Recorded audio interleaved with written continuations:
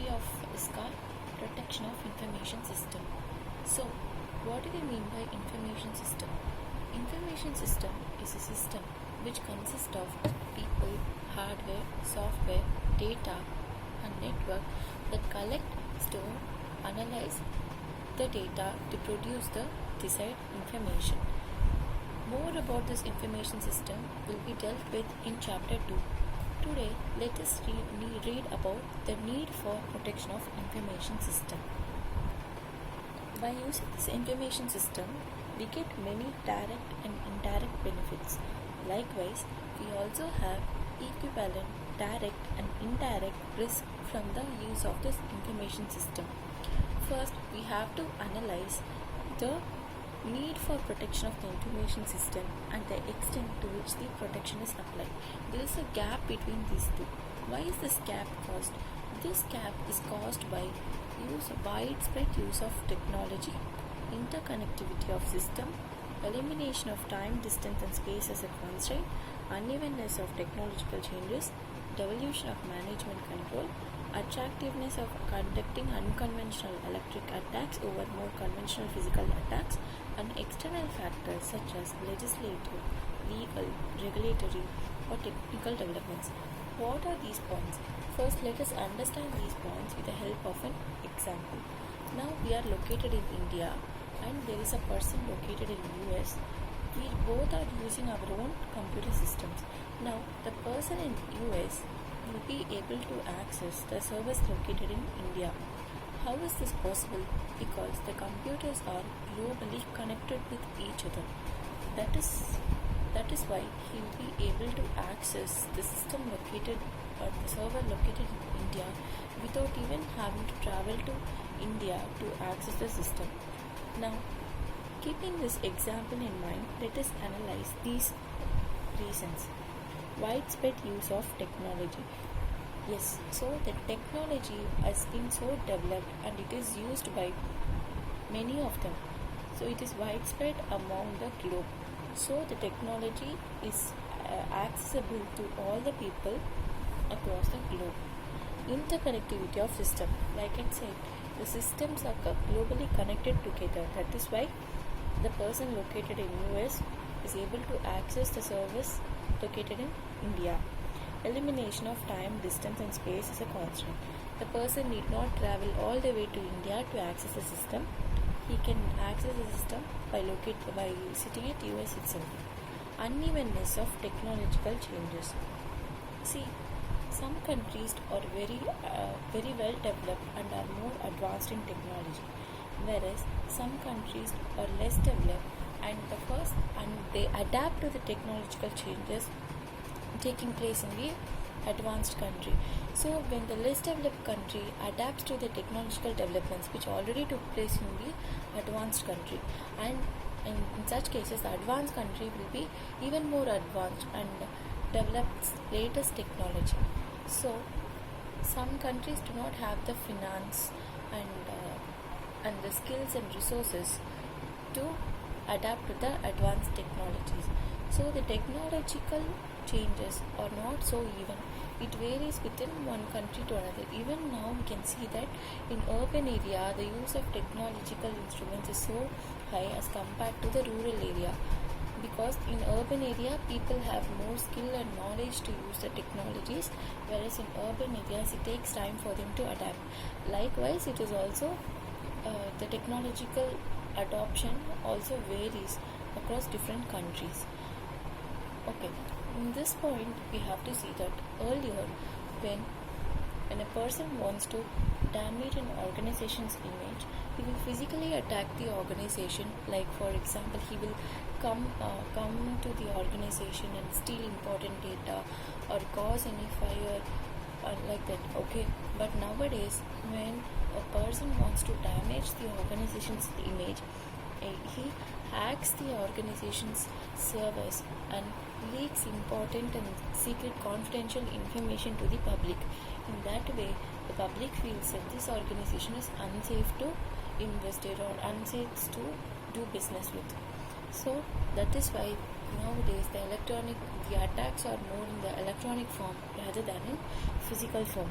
External factors such as legislative, legal, regulatory requirements, or technological changes also require the need for protection of the information system, because due to the laws and the changes taking place in the environment, we need to protect the information system. So these are the points which we need to analyze, that is the risk which lead to degree of protection applied and the need for protection of information system. These are the reasons why we need to protect the information systems. So widespread use of technology, interconnectivity of system, elimination of time, distance and space as a constraint, unevenness of technological changes, devolution of management control, attractiveness of conducting unconventional electronic attacks over more physical attacks against the organization, and external factors such as legislative, legal, regulatory requirements or technological developments. So now let us see about various type of threats. What are the various type of threats? Threats may arise from either intentional acts or unintentional acts, and also may come from internal sources as well as the external sources. So let us see about the few sources of threats. The threats are natural disaster like fire and flood, environmental conditions like electrical surcharge, that is the power fluctuations and power damages. Human factors.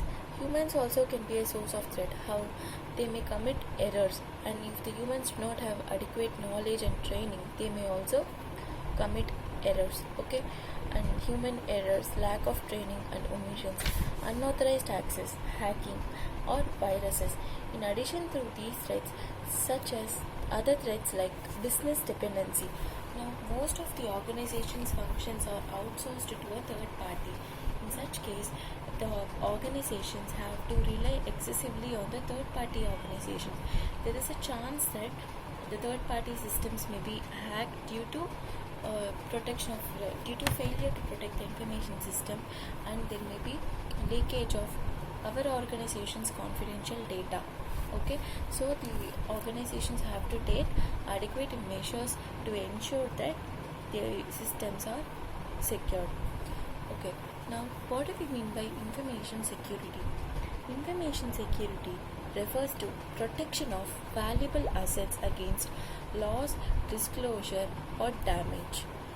Okay, so what type of information should be protected? All information should be protected. Okay, so it does not mean that only important information should be protected. No, each and every information should be protected. Earlier,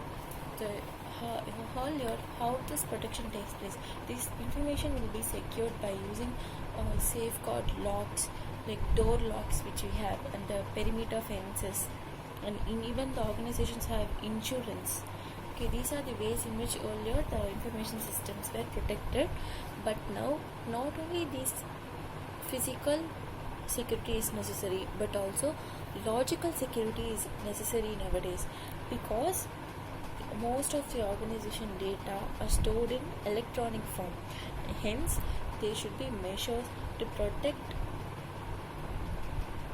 this information stored in electronic form. So, okay, this concept of information security applies to all information. The valuable assets or data or information recorded, processed, stored, shared, transmitted, retrieved from an electronic medium. So all types of information needs to be protected. Okay. Now we have these three objectives. These are the universally accepted attributes of information security. Okay. So what are these objectives? Let us understand this. This is often referred to as CIA, that is confidentiality, integrity, and availability. What do we mean by confidentiality? Confidentiality means secrecy. That is, the organization has to ensure that the client's information is secret. Not only client's information, important data like its plans, operations, or secret and is not visible to the third parties. Okay, so and integrity. What do you mean by integrity? Integrity means there should be no changes or unauthorized modification to the information. Only the authorized persons who have control over the data and who is authorized to change the data should make changes to the data. Those persons who do not have access to change the data should not have the access to make any modifications to the data. Availability.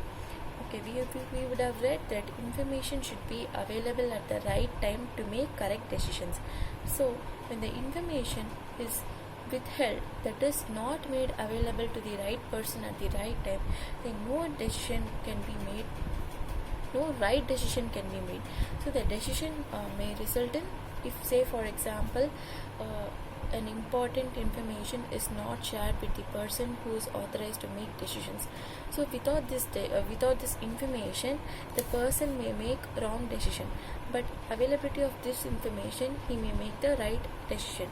So you have to ensure these three things. These are the three universally accepted attributes of security, information security. Confidentiality, prevention of unauthorized disclosure of information. So the organization should ensure that is information is safe and there is no unauthorized disclosure of information. Prevention of unauthorized modification of information, that is only those persons who have the authority and access should be able to make changes to the information. No unauthorized personnel should make changes to the information. Availability, prevention of unauthorized withholding of information. So information should be made available to the right person at the right time.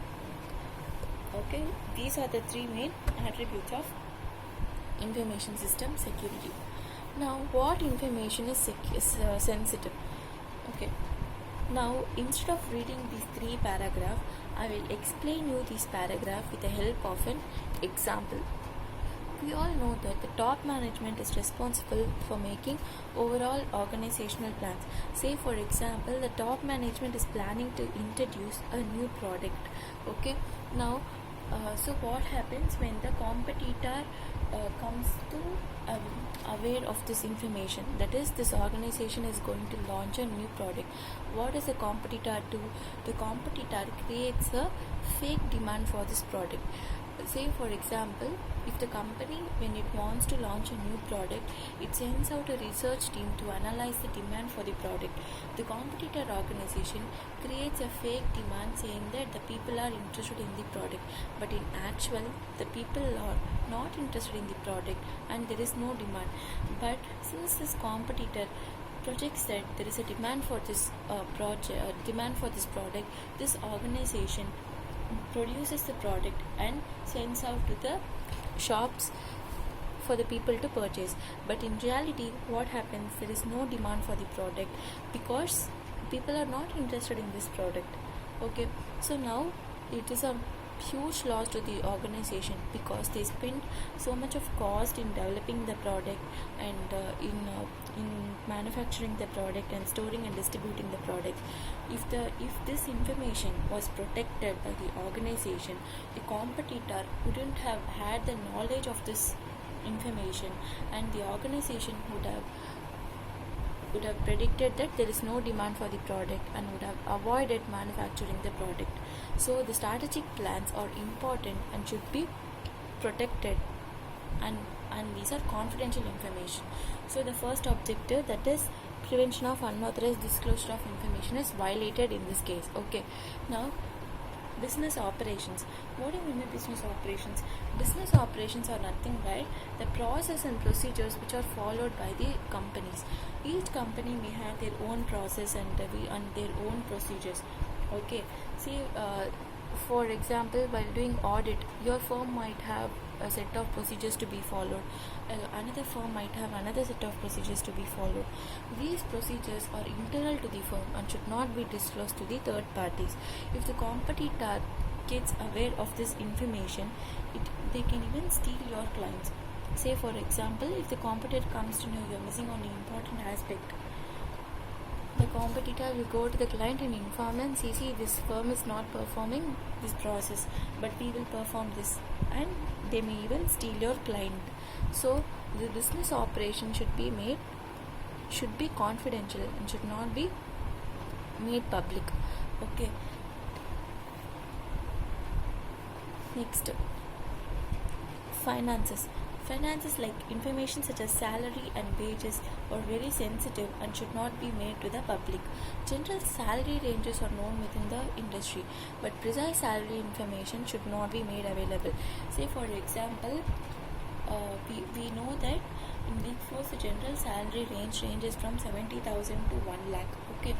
Now, if the particular salary range is known within the firm, say for example, if one Big Four is offering 70,000 for a CA fresher, but another big firm are also interested in acquiring this particular person, so what they do, they approach the person and say that Big Four is offering only 70,000 to you, I will offer 80,000 to you. So automatically the CA fresher will join the firm that is offering more money. Okay, so this only the general industrial range should be made public and not the specific information. Okay, so these informations are sensitive: strategic plan, business operations, and business finances. Now let us understand about information security policy. What do you mean by information security policy? Information security policy is nothing but a statement of intent by the management about how to protect the company's information asset. It is a set of rules which give access to people to an organization, technology, and information assets, and which they might abide. In its basic form, an information security policy is a document which describes an organization's information security controls and activities. So this policy is nothing but a document which consists of what are the organization's assets and what are the steps or rules which must be followed to protect the organization's asset. Okay, it does not say about the specific guidelines to be followed. Like for example, you have to use only this software, this antivirus software. That will not be provided in this policy. It says use the antivirus software. It does not go into the specifics of what should be used. Okay, the policy might state the company should use antivirus software in every system. It does not say only should use Max antivirus or Kaspersky antivirus specifically. Okay, so this policy does not specify technologies or specific solution. Okay, it specifies a set of intention and conditions that helps to protect a company's information system and its ability to conduct business. Okay, so information security policy is essential foundation for effective and comprehensive information security program. It provides a guidance to the people who build, install, and maintain information system. Okay, it contains rules intended to preserve and protect the information from unauthorized modification, access, or disclosure, limit or eliminate potential legal liabilities from employees or third parties, prevent waste or inappropriate use of resources of the organization. An information security policy should be in written form, and it should provide instruction to employees about what kinds of behavior or resource usage are required and unacceptable, and about what is unacceptable. It provides a direction to all employees about how to protect organization information assets and instructions regarding acceptable practices and unacceptable practices and behavior. So information security policy is nothing but a document which specifies about how to protect the organization's information assets. It is a document which describes the organization's information security control and activities. Once again I repeat, it is a statement of intent by the management about how to protect the organization's information assets. So it describes an organization's security controls and activities. This policy does not specify any specific technologies or solutions. It just describes the management intention about how the information assets will be protected. Okay, so the information security policy should be in written form, and it provides rules as to rules to employees as to what is acceptable behavior and what kind of behavior is unacceptable, and how the resources should be used. Okay, so the information security policy also includes rules which are intended to preserve, protect, and protect information from any unauthorized access, modification, or disclosure, limit or eliminate legal liability from employees or third parties, prevent waste or inappropriate use of resources of the organization. Let us understand these points with an example. Say, for example, a competitor wants a client data from you. Okay, now you're an employee of the organization and you are working on the system, and there is a friend who's in your next table. Okay, the competitor approaches your friend to get the data from your system. You are working on the client's data, and it is in your system. You want to take a tea break, so you leave the system and go to have some tea.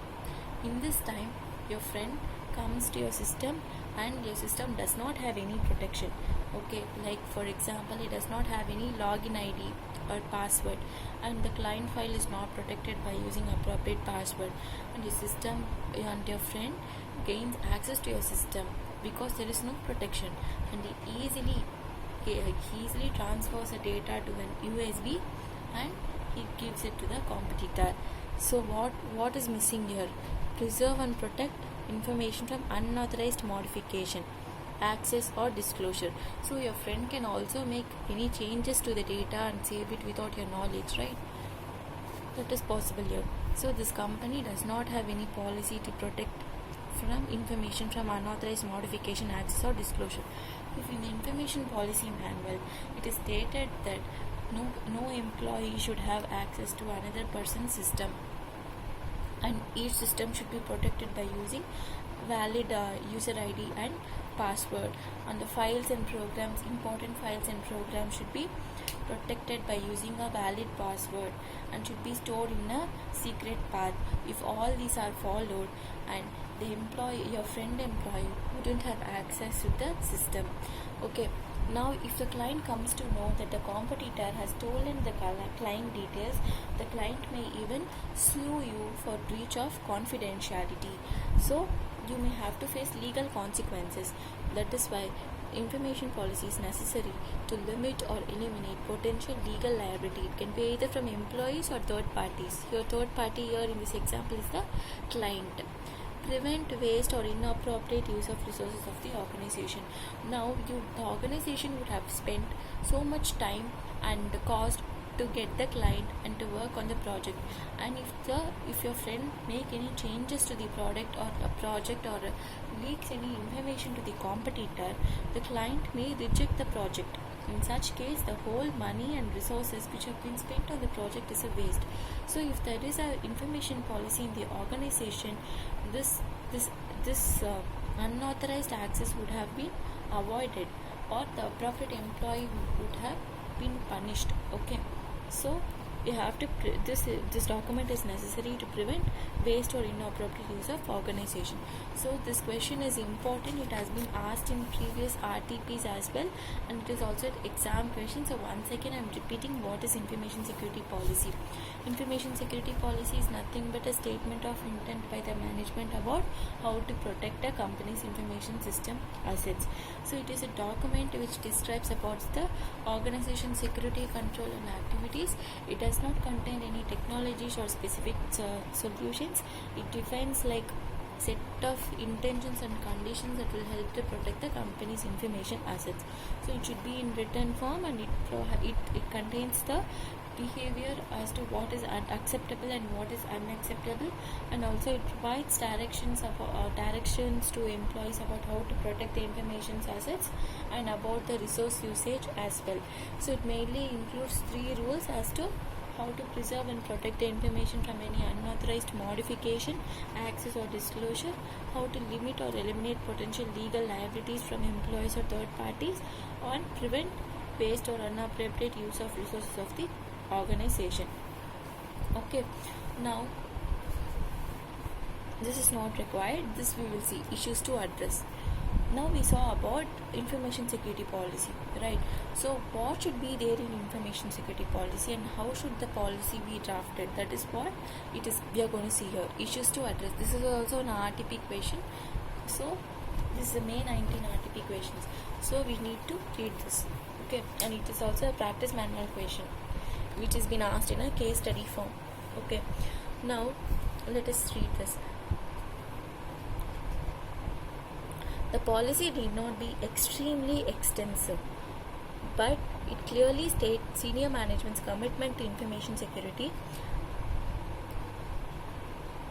and it should be signed by the appropriate senior management.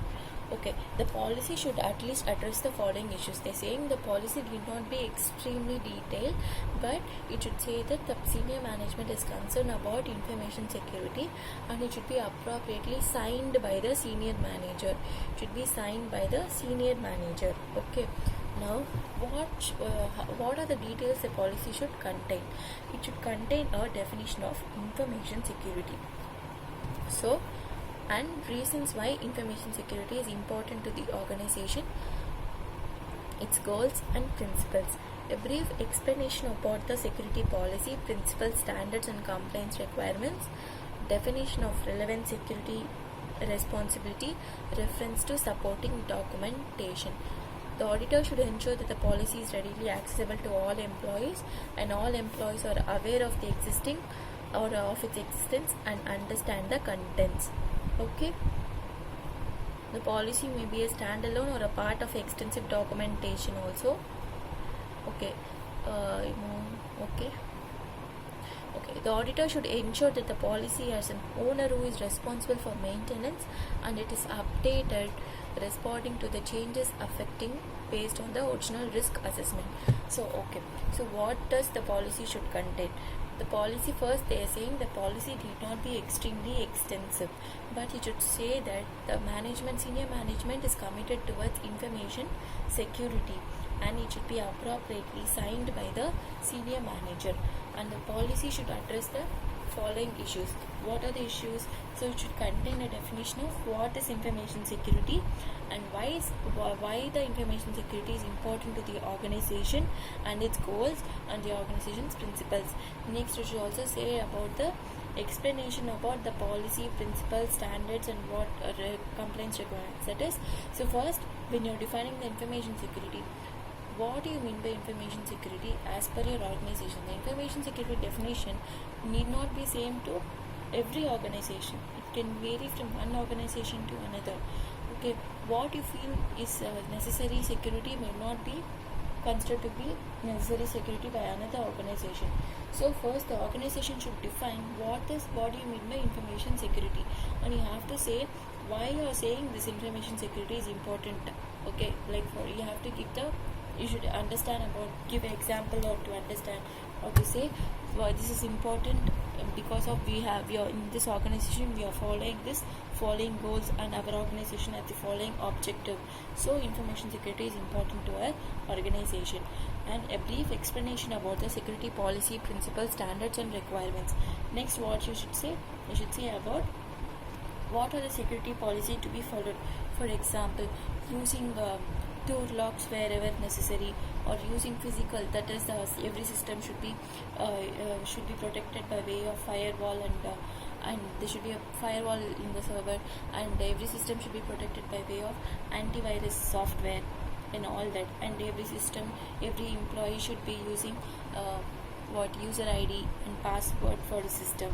So all these are security policy which has to be followed. Definition of relevant security responsibility, reference to supporting documentation. Okay, so you should also specify who is responsible for this information security. Okay, that responsibility should be clearly defined. The management may divide into different teams and say, see, this person is responsible for the asset security, this person is responsible for the hardware team, this person is responsible for software protection. So like that, there can be different teams which are responsible for information security within the organization. So it should say that this information security policy document should be made accessible to each and every employees, and not only they should be made accessible, every employee should be made aware of this contents. If your friend employee was aware of the legal consequences that he is going to face if he, due to breach of the confidentiality, he wouldn't have access to your system. So every employee should have been made aware of this.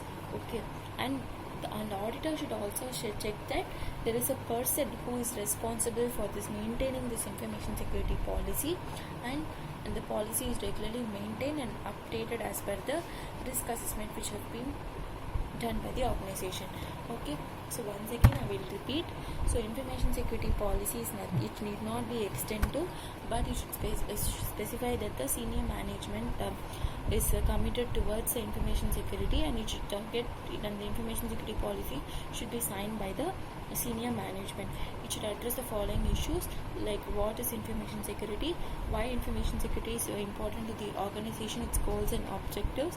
It should contain an explanation about the information security policy, principles, standards and compliance requirements, and it should specify about the relevant security responsibility, and also reference to supporting documentation. So an auditor should ensure that these policies remain accessible to the every employees, not only accessible, and the employees are made aware of the existence and understanding its contents. So next, the auditor should ensure that the policy has a responsible owner for its maintenance of policy, and that it is getting updated due to the any changes taking place in the environment. Okay, next, members of the security policy. The members of the security policy are management members who have a budget and policy authority, technical group who know what can and what cannot be supported, legal experts who know the legal ramifications of various policy changes. So the information security policy should basically contains 3 members. Who are they? It is not 3 members, it should contain members from the following areas, that is management members. So who are these management members? Because these management members knows whether the organizations have the required budget and how much the organizations can spend for the information security. And technical group, they should see whether within this budget what are the technologicals can be leveraged to protect the information assets.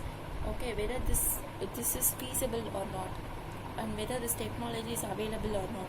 So the technical group should be there. And legal experts should be there to say about the legal ramifications, that is they have to say what is the legal liability if this security is breached. Okay, so they have to ensure all the 3 aspects are considered in the information security policy. In next topic we are going to see about the types of information security policies. With this types we are going to end on the part 1 of this session. Now let us read about the types of information security policy. So information security policy is of the following types. Okay, first is, it is broadly classified into 3 categories: user security,